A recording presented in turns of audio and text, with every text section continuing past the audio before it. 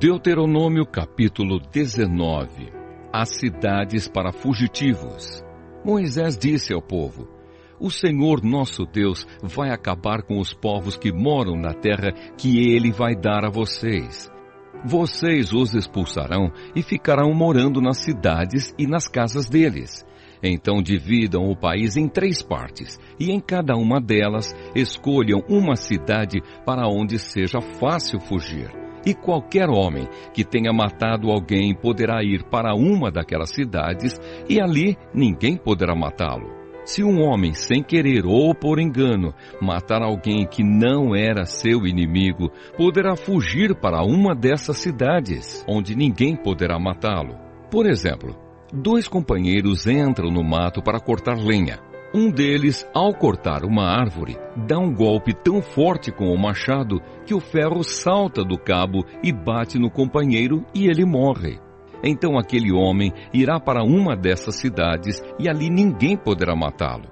Ora, se houvesse somente uma cidade para fugitivos, ela poderia estar tão longe que o parente encarregado de vingar aquela morte teria tempo de pegar aquele que matou o companheiro.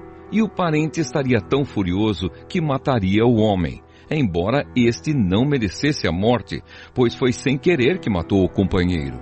Portanto, eu ordeno que escolham 3 cidades para fugitivos.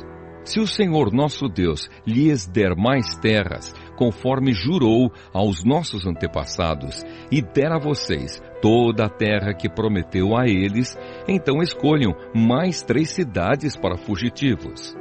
Deus lhes dará mais terras se vocês obedecerem a todos os mandamentos que estou dando a vocês hoje, se amarem o Senhor nosso Deus com todo o coração e se nunca se desviarem dos caminhos que Ele mostra. Se escolherem mais essas cidades para fugitivos, então não morrerá nenhum homem inocente na terra que o Senhor Deus lhes está dando, e vocês não serão culpados da morte de homens inocentes. Mas pode acontecer que um homem tenha ódio de outro. Ele fica de tocaia e ataca e mata o inimigo. Aí ele vai para uma dessas cidades a fim de não ser morto. Nesse caso, os líderes da cidade em que ele mora mandarão buscá-lo e o entregarão ao parente encarregado de vingar aquela morte, e o criminoso será morto. Não tenham dó nem piedade. Tirem do meio de Israel o criminoso, a fim de que tudo corra bem para vocês. As divisas. Não mudem de lugar os marcos de divisa do terreno do vizinho. Elas foram colocadas há muito tempo na terra que o Senhor, nosso Deus, está dando a vocês.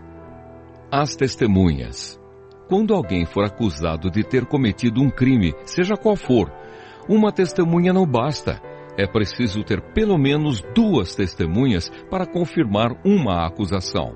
Se uma testemunha falsa acusar alguém de ter cometido um crime, o acusador e o acusado irão ao lugar de adoração e ali apresentarão o caso aos sacerdotes e aos juízes que estiverem julgando naquele tempo. Estes examinarão o caso com todo cuidado, e se for provado que o homem deu testemunho falso contra o seu patrício israelita, será condenado, e o castigo dele será o mesmo que ele queria para o outro. Assim vocês tirarão o mal do meio do povo. Todo o povo de Israel saberá do que aconteceu. Todos ficarão com medo e ninguém se atreverá a praticar uma ação tão má no meio do povo. Não tenham dó nem piedade. O castigo será vida por vida, olho por olho, dente por dente, mão por mão, pé por pé.